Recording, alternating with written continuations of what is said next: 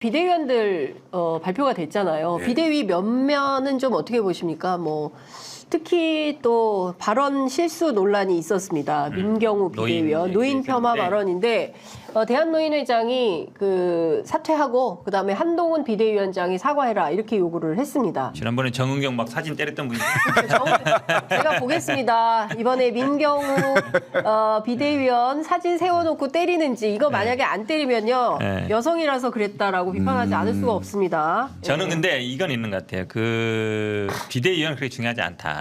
왜냐하면 지난번에 뭐 혁신위도 보면 뭐 혁신위원들 아무도 기억 못 하잖아요. 네. 왜냐면 가만히 있다가 그냥 갔으니까 네. 병풍처럼.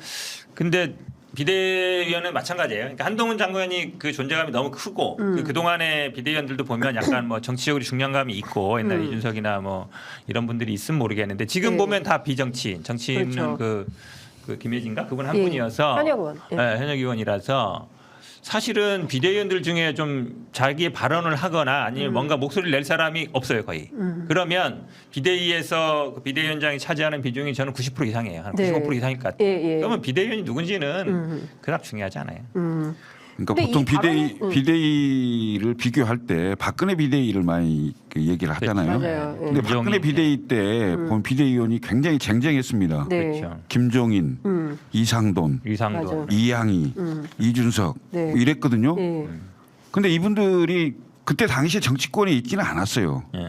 정치권에 있지 않은 분들인데 상당히 유명한 사람들이 다 국민들이 보면 그 고개를 끄덕일 만한 분들이었단 말이죠. 네. 근데 지금 비대위원 누가 누군지를 모르겠어요. 솔직히 말하면 거기다가 지금 민경우 같은 경우는 우리 아직 탈당 안 했으니까 네. 내가 우리라고 그러는데 탈당 안 했어요?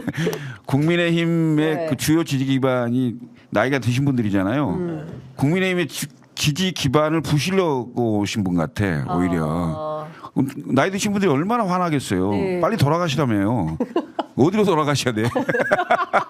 노인네들 빨리 돌아가셔야 한다. 예, 이게 뭐냐면 지금 가장 최대의 비극은 노인네들이 너무 오래 산다는 것이고 빨리빨리 돌아가셔야 한다. 그리고 나서 아이고 뭐 죄송합니다 이렇게 실수는 했습니다.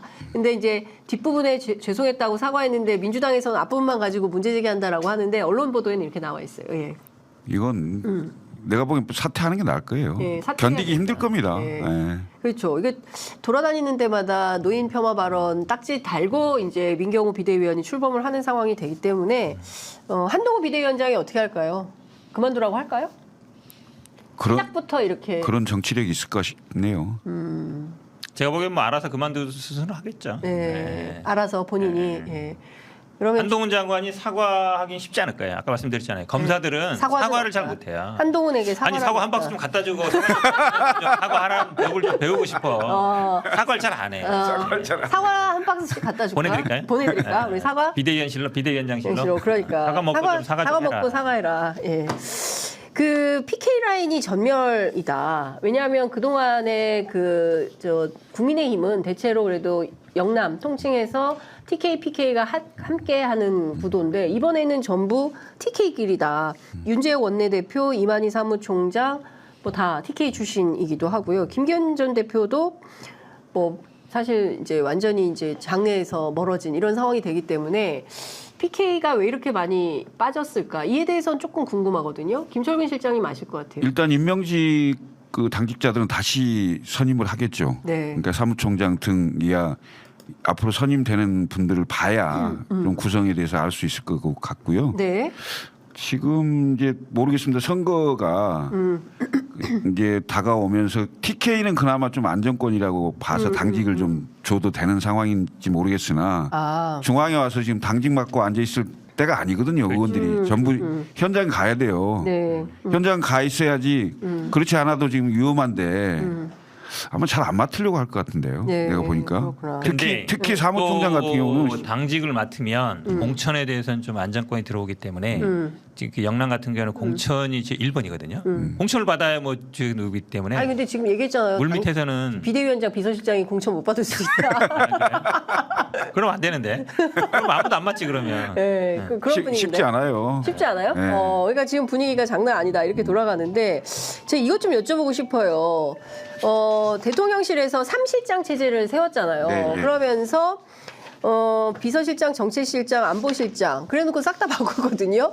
그리고 심지어 이번에 김대기 비서실장 뭐 자기 20개월 했으니까 물러난다고 하긴 했지만 교체된 비서실장은 지금 임기 한 달 만에 갑자기 그 정책실장. 기획수석에서 갑자기 정책 비서실장으로 바뀐 거죠. 네. 이런 상황은 좀 어떻게 봐야 될까요? 한호섭을 좀 알면 좀 끌어올리고. 얘기 좀 봐요. 뭐 김대기 네. 비서실장이 뭐 왜 갑자기 이렇게 된 맞잖아요. 뭐 건지. 대기업 인사에 관여한다는 등 뭐 이런 식으로 수사 의뢰한다는 등 맞아요. 그런 거랑 그런 관계 얘기가 있는 거예요. 있었잖아요. 그거 특정 기업이 막 저는 걸어지고. 관계가 있다고 봅니다. 있다. 네. 정말 경지 수사 대상이 될 경질 배경에 경질 배경에 네, 그런 것도 있지 않을까 싶어요. 그러니까 예. 이게 막 구체적으로 이렇게 저렇게 돌아다니는 얘기는 많은데 네. 이걸 이제 다 옮길 수가 없어서. 제 말로 이게 방송에서 하게 되면 그렇지. 압수수색 당했어.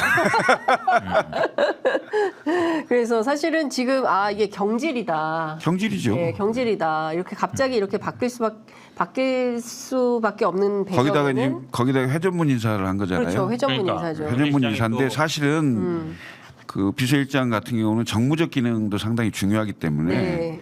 대체로 정치인 출신도 많이 기용을 하거든요. 네. 그리고 그 정치인 출신 중에 이름이 계속 거론됐던 분도 계세요. 근데 그분이 빠졌더라고요. 맞아요. 예. 예. 등장 안 할 수도 있다는 소문이 있어요. 아니 그러니까 완전히 빠졌다. 네, 등장 네. 못한다. 이런 얘기도 있던데 여하튼 이 부분도 저희들이 조금 더 취재를 해서 설명을 좀 드리도록 하겠습니다.